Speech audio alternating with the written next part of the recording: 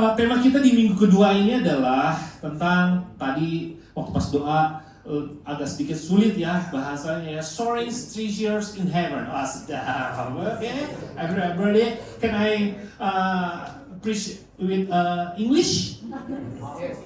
Oke. Ya, yang artinya adalah bersatu kita teguh, bercerai kita runtuh. Enggak, artinya saudara. Artinya mengumpulkan harta di surga. Amin. Ya. Saya mau katakan gini, bahwa harta merupakan sesuatu yang menjadi perhatian bagi setiap orang, betul? Semua orang senang yang namanya cuan.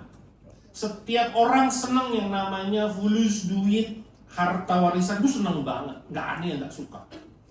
Cuma satu yang nggak suka, tanah sengketa kan? Kalau dapat warisannya ternyata tanah sengketa gitu. Itu yang kita tolak gitu ya, itu yang kita nggak mau gitu. Setiap orang senang bahkan dengan sengaja mencari harta untuk kepuasan diri selama berada di bumi ini. Orang berlomba bekerja, orang setiap hari bangun lebih pagi lagi. Ada satu pengacara yang kondang banget kan, dia bangun subuh, ya kan? Saudara kalau lihat sosial media ini, dia bangun subuh, dia sudah mulai bekerja. Lebih hebatnya karyawannya belum datang, dia sudah datang duluan. Kita juga mungkin sama, kita buka toko lebih pagi, tutup lebih malam. Hanya untuk apa? Hanya untuk mengumpulkan pundi-pundi yang kita miliki di rumah. Betul apa betul? Betul lah kok. Tidak bisa dipungkiri. Selama hidup kita butuh uang, butuh. Tapi kan uang bukan segalanya, bukan? Ya, gitu. Nah, mengumpulkan harta di bumi tidaklah salah, tetapi sebanyak atau sebesar apapun harta yang kita miliki di bumi ini, percayalah bahwa semua itu akan berakhir. Semuanya nggak akan bisa kita bawa. Beberapa waktu yang lalu ada seorang pengusaha, Crazy Rich Indonesia bahkan, dan menyelesaikan hidupnya di bumi ini. Dan apakah yang terjadi? Apakah orang itu membawa semua hartanya? Enggak. Waktu dia sudah terbujur kaku di dalam peti, apakah dia masih bisa tanda tangan cek? Enggak, udah gak bisa.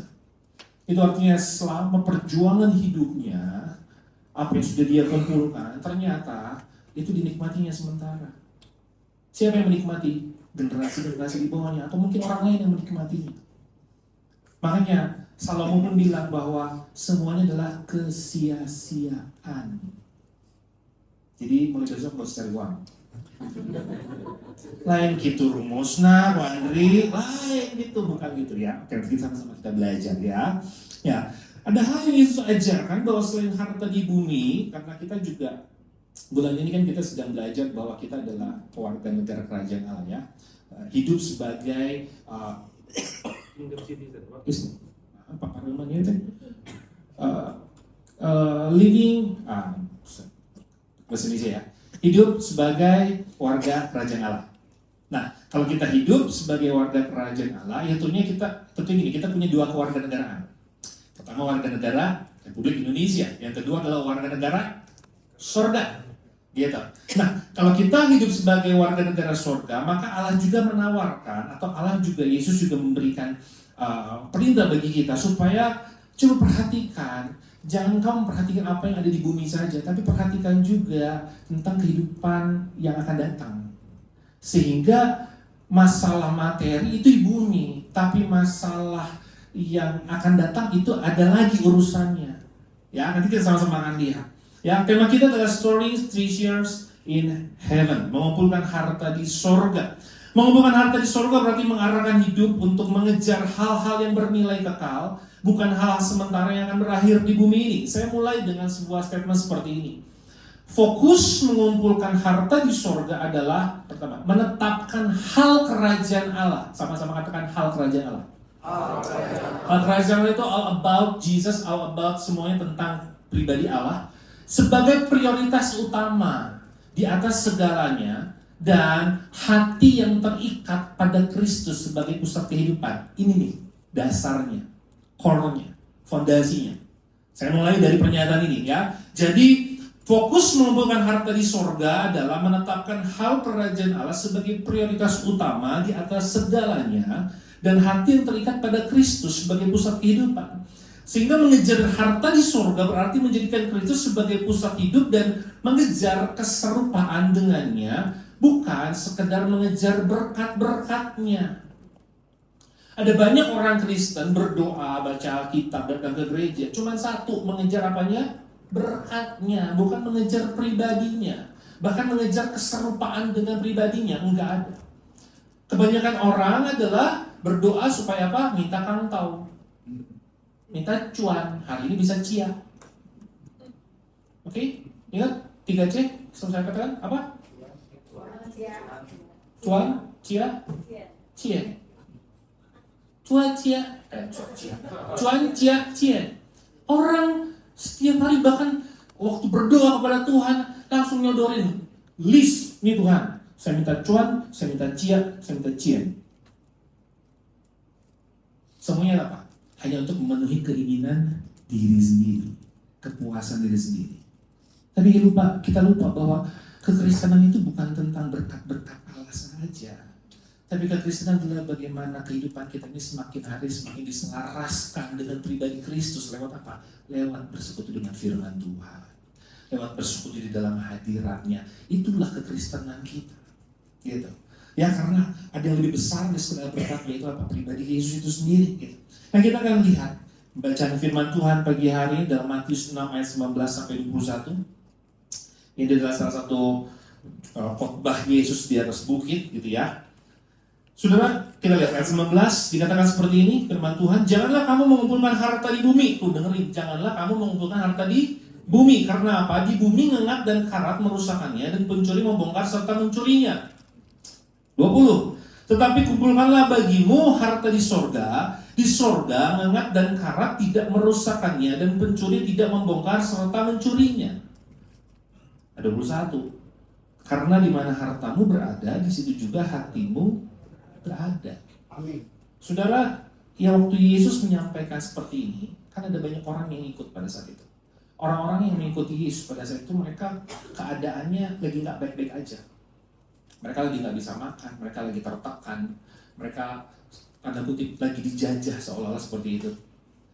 Dan waktu Yesus melihat muka-muka menderita, muka-muka yang saudara tahu buuk di babuk? Tahu buuk di babuk? Burung hantu kalau dibabuk, kalau dipukul, tetap kan burung hantu itu kalau dipukul juga tetap gini. Gitu kan?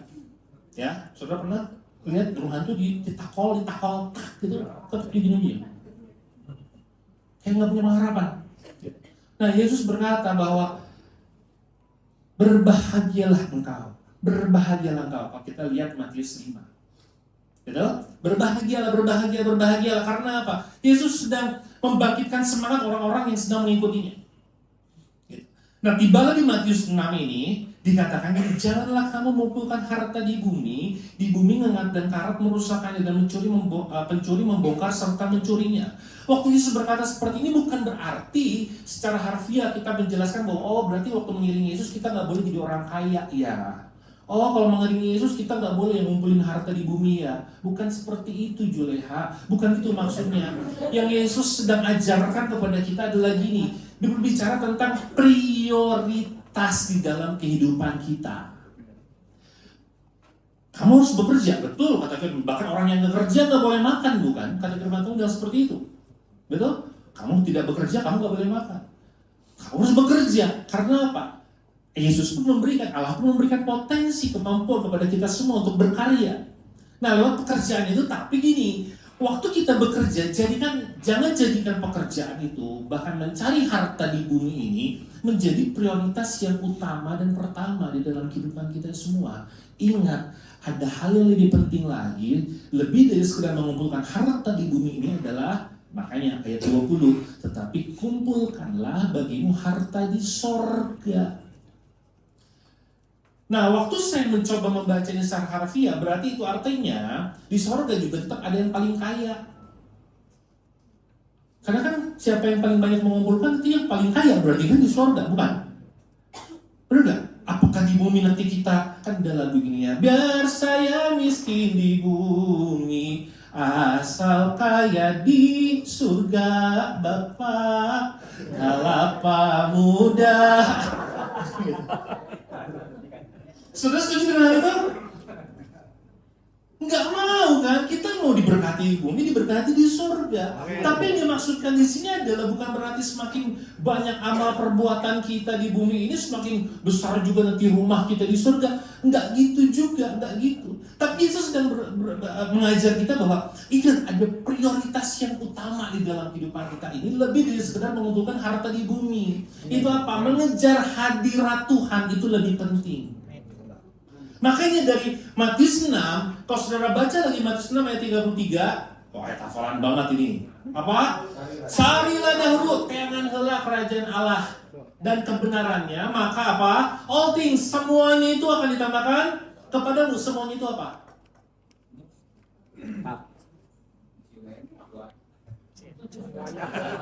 Ternyata tadi dirucek.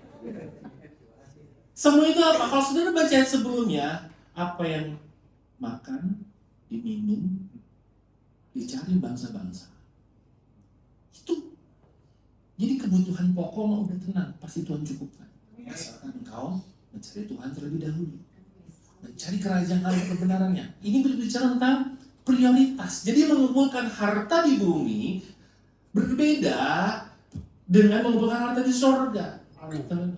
Karena gini, kita berbicara tentang prioritas kita. Oleh sebab itu Yesus ajar gini, yuk jangan bersusah payah untuk mengumpulkan harta di bumi. Percayalah waktu engkau memprioritaskan kerajaan Allah, maka semuanya itu akan ditambahkan kepadamu. Keberuntungan, cuan, cien, kantau, naondilah, hepeng lah, apa itu pun, semuanya itu akan ditambahkan kepadamu. Asalkan apa? Yang menjadi prioritas utama adalah kehendak Tuhan, kerajaan Allah dan kebenaran. Amin. Hidup di dalam kerajaan Allah, hidup di dalam kebenaran Allah. Nah dari ayat ini kita bisa belajar pertama gini, apa yang ada di bumi semuanya sementara dan akan habis atau hilang. Setuju? Saudara mau tarik ini sekencang apapun, saudara mau beli mobil semewah apapun, saudara mau bangun rumah sebesar apapun, percaya sementara. Yang kedua, kita belajar dari pembacaan ayat ini, apa yang tersimpan di sorga itu akan kekal dan tidak akan rusak ternyata. Ya, waktu saudara beribadah, waktu saudara tiap pagi bangun pagi, kemudian membuka Alkitab, saudara membaca Alkitab, saudara berdoa kepada Tuhan, ternyata itu adalah tabungan investasi di surga. Dan itu akan kekal, akan hilang. Kemudian yang ketiga, apa yang paling Anda cintai, itulah harta yang paling berharga. Logikanya gitu. Tuhan yang ngajar seperti itu, betul? Amin. Betul nggak? Apa yang paling Anda cintai itu adalah harta yang paling berharga. Pertanyaannya, apa yang Anda paling cintai? Apa yang paling Anda cintai?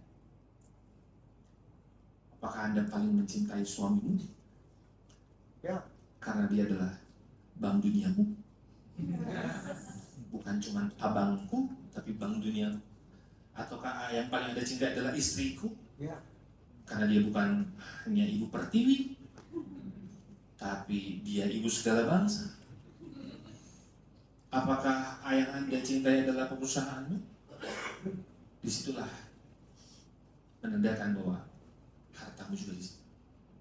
Tapi kalau engkau berkata, yang paling aku cintai di dalam hidup ini cuma satu, pribadi Yesus. Amin. Itu harta yang tidak bisa diganggu-gugat. Itu harta yang paling besar, karena aku mau katakan itu adalah sumber dari segala sumber kehidupan. Amin. Kau punya Yesus, cukup hidupmu. Amin. Itu apa ya? Itu spirit saya menjalani kehidupan saya. Karena bagi saya sekali Yesus tadi Yesus. Amin. Waktu saya punya Yesus, cukup makan, cukup minum, cukup pakai, cukup kaya, cukup ganteng, cukup sehat. Kenapa? Yesus cukup. Ya. Dan yang keempat adalah gini. Dari ayat ini kita belajar bahwa kita harus tahu bagaimana menetapkan prioritas di dalam hidup kita. Ya, jangan mengejar sesuatu yang itu akan habis dengan sendirinya, tapi kejar sesuatu yang kekal. Saudara, antara susu dan madu itu berbeda kan? Apa yang mau saudara kejar? Kalau kira-kira saudara diperhadapkan antara susu dan madu, ingat bahasa Israel kan dijanjikan ini, kau akan masuk ke dalam ke sebuah tanah yang melimpah susu dan madu, betul? Ya. Jika engkau diperhadapkan dengan susu dan madu, apa yang akan engkau pilih? Susu atau madu? Di madu atau di susu? Enak ya ngomongnya. Madu atau susu? Jawab saudara. Saudara masuk ke tanda perjanjian, kemudian ada tawaran, beli susu dan madu. Ayo, badai anu mana? Anu madu, anu susu. Kalau saya mau dua-duanya kan, semua orang juga mau dua-duanya. Alias rewok, saudara. Rewok itu tamak, rakus, itu serakah, mau dua-duanya. Tapi bagi saya gini, kalau kita bicara susu itu adalah bagaimana pemenuhan hidup kita sehari-hari. Karena apa? Susu ini paling 1 hari 2 hari basi. Tapi kita juga perlu madu. Karena madu ini nggak ada expirednya, madu asli, betul? Betul? Nah, dalam hidup juga gitu, sama. Biarkan harta kita yang kita miliki, hasil pekerjaan kita, itu untuk memenuhi kebutuhan kita sehari-hari. Untuk memfasilitasi kehidupan kita sehari-hari. Tapi ingat juga, kita harus mencari yang namanya madu itu. Yang apa? Hidup untuk kekekalan. Dan cuma satu, madu yang manis itu kita dapat di dalam hadirat Tuhan. Ya, yuk sama-sama kita akan lihat. Ada 25 poin yang akan saya sampaikan kepada saudara. Tenang dulu, santai ya. Saudara, ada seorang filsuf yang berkata, Thomas Aquinas gini. Thomas Aquinas berkata seperti ini. Harta di sorga adalah ganjaran rohani. Saudara, ganjaran, tahu ganjaran? Akibat. Ganjaran bukan ganjelan, ganjaran. Kalau saudara makan, ganjarannya kenyang.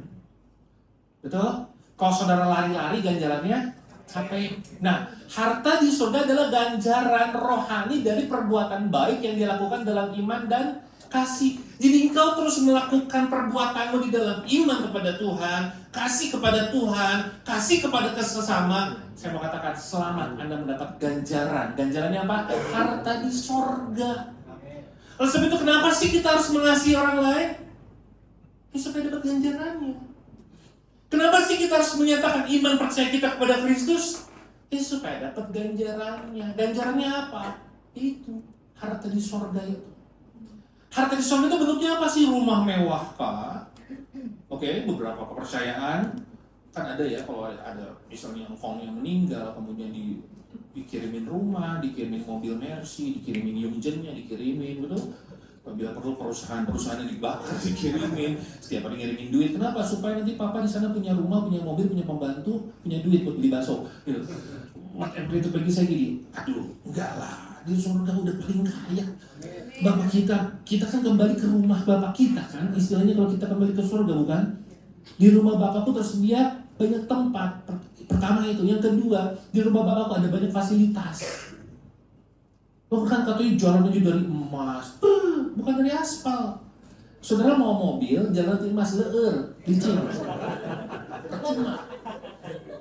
Saudara nanti masuk surga, jalan dari emas, terus saudara dikirimin pembantu dari bumi. Nih, dibakarin pembantu. Terus kemudian, saudara ngepel. Kumaha ngepel lah, Gusti, rumahan suci. Eta emas berserang. Mau aku semua, percayalah. Gitu. Ya, itu konon katanya, jangan dari emas kan. Saya belum masuk ke surga sih. Saya belum pernah naik turun ke surga. Nanti saya coba tanya ya. Sama bantuan yang udah pernah naik turun ke surga. Tapi saya percaya kerajaan surga sudah ada di kita waktu kita bersyukur. Udah itu aja. Kita bisa menikmati surga. Waktu kita bilang Tuhan, terima kasih yang terbaik. Waktu kita bisa senyum sama keluarga kita, itu surga. Waktu kita bisa senyum sama suami kita, sama masalah kita, sekalipun besok kita nggak tahu mau makan apa, itu surga. Intinya apa? Waktu kita dipenuhi dengan damai sejahtera, surga ada dalam hidup. Ya. Nah, saudara, Thomas Aquinas bilang itu, harta di surga adalah ganjaran rohani. Itu akibat aja waktu kehidupan kita di bumi ini hidup dalam iman dan dalam kasih. Nah, 3 hal, ada 4 hal yang saya ingin sampaikan. Yang pertama gini, ayo kita kejar itu sesuatu yang bernilai. Mengejar hal yang bernilai. Matius 13 ayat 45 sampai 46 dikatakan seperti ini. Demikianlah pula hal kerajaan surga itu seumpama seorang pedagang yang mencari mutiara yang indah. Setelah ditemukannya mutiara yang sangat berharga, ia pun pergi menjual seluruh miliknya lalu membeli mutiara itu. Ada seorang pedagang, dia mungkin kolektor mutiara, anggap saja seperti itu. Dia mencari mutiara yang indah, paling indah sedunia. Kemudian dia suatu saat dapatlah Mutiara itu, apa yang harus dia lakukan? Waktu mutiara itu ternyata Sabraha ya, wah ini mah pokoknya mahal. Sabraha, mahal. Saya Sabraha, ya taruhlah 20 miliar. Kalau orang boga sawah, opat, ya, gudang tilu, dijual 18 miliar. Aya domba 100, ayam 70.000, ya lah, jual kabeh. Semua jual semua hanya untuk bisa mendapatkan mutiara yang limited edition. Tahu mutiara itu kecil bulan. Saudara bandingkan ini. Sesuatu yang kecil, saudara rela memperoleh itu. Saudara akan memperjuangkan itu. Dan saudara rela untuk kehilangan segalanya. Karena apa? Berarti yang kecil itu berharga dan bernilai. Seperti saudara, kalau engkau menemukan sesuatu yang bernilai, kejar itu. Kejar. Dan saya percaya berapapun harganya, saudara akan kejar itu, bukan? Betul? Apa yang bernilai di dalam kehidupan? Kalau engkau melihat bahwa yang bernilai di dalam kehidupanmu adalah saat-saat teduh bersama dengan Tuhan, itu adalah hal yang bernilai dalam hidupmu, maka engkau akan mengejar saat teduh itu. Berapapun harganya. Mungkin aku harus bangun lebih pagi supaya aku bisa duduk diam menikmati ketenangan di dalam hadirat Tuhan. Kau akan mengejar itu. Amin. Jika hal yang bernilai di dalam hidupmu adalah bersekutu bersama dengan saudara-saudara seiman, maka engkau akan mengejar hal itu. Sekalipun mungkin aku capek, baru pulang kerja, baru tutup toko, tapi aku tahu hari, kalau misalnya hari apa, kakak di sini, hari Rabu aku harus bersekutu bersama dengan saudara-saudara seimanku. Karena apa? Itu bernilai bagiku. Amin. Aku akan kejar itu. Gak peduli, sekalipun tadi aku udah capek. Aku rela kehilangan. Aku rela bayar harga untuk sesuatu yang bernilai. Jadi saya mau katakan ini, untuk sesuatu yang bernilai, pantas untuk diperjuangkan. Betul? Amin. Waktu saya pacaran sama istri saya, kita ini LDR, long distance relationship, bahasa kami saat itu, jauh-jauhan pacarannya. Untuk bisa bertemu, saya harus rela atau dia harus rela untuk kita saling mengunjungi satu dengan yang lain. Jaraknya sih dekat, cuma Bandung Jakarta doang. Tapi kadang-kadang kita harus effort, ada usaha yang harus kita keluarkan lebih lagi. Padahal ketemunya cuma sejam doang, tapi perjalanannya bisa 4 jam saat itu. Apalagi belum macet lagi waktu bikin flyover itu, tahu flyover yang MBZ itu, ya kan? Itu tahu kan, antar perjalanan antara Bandung ke Bandung Jakarta itu udah kayak Jakarta Papua gitu, berenang pula kayak gitu, lama banget gitu. Tapi saya dalam perjalanan, aku rela 4 jam ini hanya 4 menit hanya untuk bertemu 1 jam. Karena bagi saya bernilai. Untuk sesuatu yang bernilai, saya akan mengusahakan sedemikian rupa. Saudara, banyak orang mengejar hal-hal yang bernilai menurut ukuran dunia. Apakah itu karir, uang, status, jabatan, popularitas. Tapi Yesus mengajar kepada kita bahwa kerajaan Allah adalah harta sejati yang bernilai, yang layak atau pantas untuk kita kejar, walaupun harus meninggalkan segala sesuatunya. Amin. Itu yang Yesus ajarkan kepada kita semua. Nah saudara, dalam mengumpulkan harta di sorga, kita harus rela melepaskan apa yang selama ini kita anggap berharga untuk mendapatkan sesuatu yang lebih bernilai. Ya. Beda antara harga dengan nilai. Kalau nilai itu harganya unlimited. Kalau harga sudah ada angkanya, sudah ditetapkan. Kenapa saya bilang semua harta yang kita miliki di dunia ini ada harganya, karena bisa dihitung. Tapi waktu kita berdoa sama Tuhan, kita menaruh iman kita sama Tuhan, itu gak ada harganya, tapi itu memiliki nilai. Nah, untuk sesuatu yang bernilai, kita akan rela melepaskan sesuatu yang berharga. Sudah bisa paham sampai di sini? Ya, berbeda konteks memang.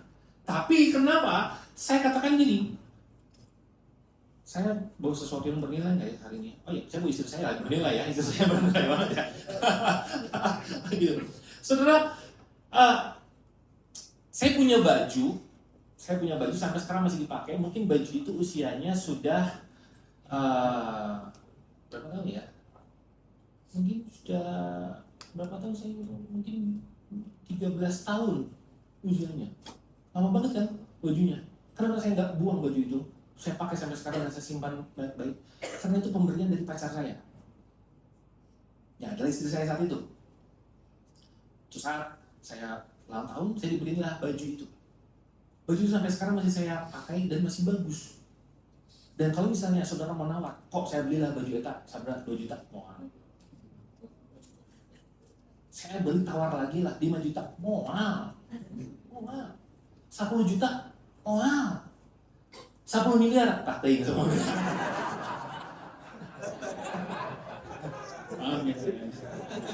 Tapi mau lah, enggak lah. Kenapa? Karena saya tahu waktu dia membeli baju itu dia belum bekerja dan dia mengumpulkan mungkin uang dari uang jajannya dia dan dia akhirnya beli baju itu buat saya. Saya tahu bagaimana nilai dari baju itu. Mungkin kalau saudara bayar baju itu 2 juta, mungkin baju itu tidak seharga 2 juta. Harganya lebih murah dari apa yang saudara tawarkan, tapi bagi saya nilai yang lebih tinggi. Jadi kejar apa yang bernilai, ya, dan apalagi kita punya nilai rock, ya, light, love, integrity, grace, humility, truth. Nah, apa yang bernilai katanya? Pertama, iman kepada Kristus. Ini yang bernilai kata. Kita harus kejar itu. Yang kedua, kasih kepada sesama. Karena apa? Karena Allah adalah kasih. Waktu Allah tinggal diam dalam hidup kita, itu artinya kasih juga tinggal diam dalam hidup kita. Waktu kasih tinggal diam dalam hidup kita, itu artinya juga kita bisa menerjemahkan kasih Allah kepada orang-orang di sekeliling kita. Waktu kita mengasihi orang, apalagi orang-orang yang tidak bisa membalas kasih kita. Waktu kita melakukan perbuatan baik kepada orang-orang sekeliling kita dan orang-orang itu tidak bisa membalas kebaikan kita, bukankah Tuhan yang akan membalas kasih kepada kita? Amin. Dan itulah yang kita sedang kumpulkan di surga. Kemudian apa? Yang nilai kekal, persekutuan dalam Kristus. Persekutuan di dalam Kristus itu juga berarti persekutuan dengan orang-orang lain, dengan saudara-saudara seiman. Ya, gitu. Jadi lelah melayani Tuhan dengan sesama yang dilakukan dengan setia itu jangan pernah sia-sia. Karena apa? Selalu ada upah yang Tuhan janjikan bagi kita semua. Amin. Tuh, hal yang kedua lagi nih, ayo kita fokus kepada kekekalan. 2 Korintus 4 ayat 18 dikatakan, sebab kami tidak memperhatikan yang kelihatan, melainkan yang tidak kelihatan. Duit, makanan, harta, benda semua yang di bumi ini bisa kelihatan. Oke, bisa kelihatan semuanya, termasuk saldo saudara juga bisa kelihatan, bukan? Sekalipun uangnya nggak saudara genggam, tapi bukan saldonya bisa kelihatan, gitu. Karena yang kelihatan adalah sementara, sedangkan yang tidak kelihatan adalah kekal. Iman saudara nggak kelihatan, kasih kepada Kristus saudara nggak kelihatan. Bisa terlihat kalau itu dibuktikan, tapi wujudnya apa? Nggak kelihatan, bukan? Abstrak, bukan? Tapi itu justru yang kekal, ya. Dan di Kolose 3 ayat 1-2 dikatakan ini, karena itu kalau kamu dibangkitkan bersama dengan Kristus, carilah perkara-perkara yang di atas, di mana Kristus ada duduk di sebelah kanan Allah. Pikirkanlah perkara yang di atas, bukan yang di bumi. Kembali, Paulus pun sedang berkata bahwa yuk fokuslah kepada Kristus, bukan kepada yang di bumi ini. Karena hidup di bumi pun sementara. Kita sedang menuju kepada kekekalan bersama dengan Kristus. Jadi pikirkanlah. Kalau kita memikirkan perkara-perkara yang di atas, maka kita nggak lagi melihat bahwa segala sesuatu yang di bumi ini menjadi menarik bagi kita. Karena apa? Ada perkara yang lebih menarik. Amin. Sudah tuh kacamata kuda, istilahnya kacamata kuda. Tahu istilah kacamata kuda? Bukan kacamata liden, bukan. Kacamata kuda itu kalau sudah lihat delman, kan selalu ditutupnya dari samping, bukan? Udah nggak mungkin tutup dari depan, saudara. Wow, jangan, enggak, dia juga nyasap kayaknya. Dia pasti ditutup dari sampingnya, saudara lihat deh. Ya, habis dari sini cari kuda, coba lihat, perhatiin, kalau nggak percaya gitu. Kenapa harus ditutup dari sampingnya? Supaya apa? Supaya kuda fokusnya hanya ke depan, nggak lihat ke kanan dan ke kiri. Dia hanya fokus dan dia hanya taat kepada apa? Kepada kusir yang mengendalikan dia. Lewat apa sih biasanya lewat mulutnya ya, gitu kan? Dicangcang, what is the meaning of cangcang? Diikat, dikendalikan. Kalau kata supirnya, kusirnya, tarik saya ke kanan, ya ke kanan. Sehingga fokusnya hanya ke depan. Ya, waktu kita fokus kita kepada Kristus, tidak kepada dunia, maka apa yang membuat kita sebelumnya menjadi daya tarik itu sudah tidak menarik lagi. Karena apa? Kita menemukan sesuatu yang lebih menarik lagi di depan sana. Amin. Dan itu adalah perkara yang terbaik. Ya. Dan kita temukan itu di dalam Kristus. Maksud itu saudara, saat fokus kita kepada hal yang kekal, yaitu kerajaan Allah, percayalah, apa yang kita makan, apa yang kita minum, apa yang kita pakai, itu akan ditambahkan kepada kita semua. Kalau seperti menjalani hidup yang fokus kepada kekekalan akan mengutamakan kehendak Allah daripada kehendak pribadi. Ya. Ikutin seleranya Tuhan, bukan seleranya aku. Bersedia pikul salib. Sedia pikul salib? Ya. Bersedia untuk menyangkal diri? Ya. Selamat kalau engkau bersedia semuanya itu. Maka fokusmu sudah benar, yaitu apa? Kepada kekekalan, yaitu kepada surga. Ya. Kemudian hal yang ketiga, 2 poin terakhir. Yang ketiga adalah menempatkan hati di posisi yang benar. Karena Matius 6 ayat 21 dikatakan ini, karena di mana hartamu berada, di situ juga hatimu berada. 1 Timotius 6 ayat 10, karena akar dari segala kejahatan adalah bukan uangnya, tapi apa? Cinta akan uangnya. Itu yang bikin orang jadi jahat.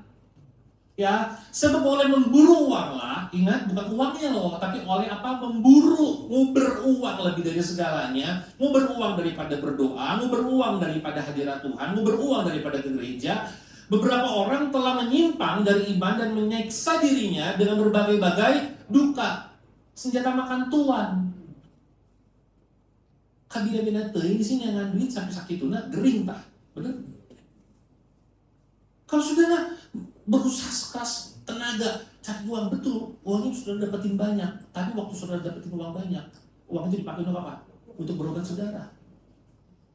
Kan gitu. Ini ya jalannya. Ya, oleh sebab itu tempatkan posisi hati kita di tempat yang benar. Pilihan kita dalam menempatkan harta akan menentukan kemana arah hati kita. Pertanyaannya gini, tadi saya katakan, apa yang paling saya kejar dalam hidup ini? Saudara jawab sendiri dalam hati saudara. Apa yang saudara kejar? Yang kedua, kemana saya memberikan waktu dan seluruh hidup saya? Kalau engkau memberikan waktu dan seluruh hidupmu kepada Kristus, maka hatimu berpaut pada Kristus.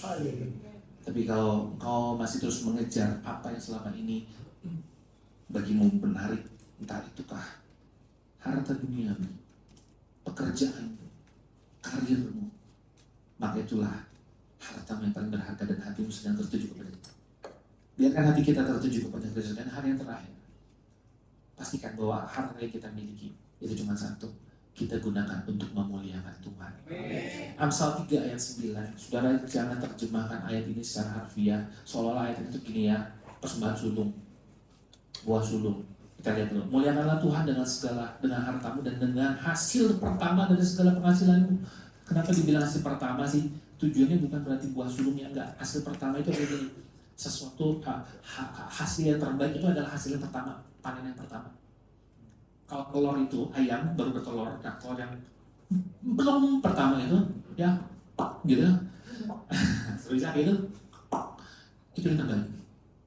Itu yang baik, betul? Kalau yang udah pak, nah itu udah bisa gede, ya kan, telurnya udah, ya. Dan terjemahan sederhana Indonesia dikatakan ini, pergunakanlah apapun yang kau miliki untuk menghormati Tuhan. Amin. Ingat, termasuk hartamu, apa yang kau miliki. Dan persembahkanlah bagian terbaik dari segala penghasilanmu. Jadi, kalau engkau bekerja, kau memiliki harta dunia ini, itu bukan hanya untuk memenuhi hasratmu, tapi Tuhan titipkan itu untuk apa? Untuk kembali memuliakan Tuhan. Amin. Waktu engkau menabur pekerjaan Tuhan di tempat ini, itu engkau sedang memuliakan Tuhan dengan hartamu. Dan jadilah pengelola yang baik. Ingat saudara, saya mengatakan setiap harta yang kita terima itu bukan milik kita. Ya. Itu bukan milikmu. Ya. Bukan milikmu. Ya. Tapi Tuhan titipkan kepadamu untuk apa? Untuk engkau kelola. Yes. Makanya jadilah pengelola yang baik. Baik harta di bumi maupun harta di sorga. 4 hal yang kita pelajari pagi hari ini. Bagaimana kita mengumpulkan harta di sorga. Pemuji-pemuji belum kehidupan. Yang pertama, ayo kita kejar hal yang bernilai di dalam kehidupan kita semua.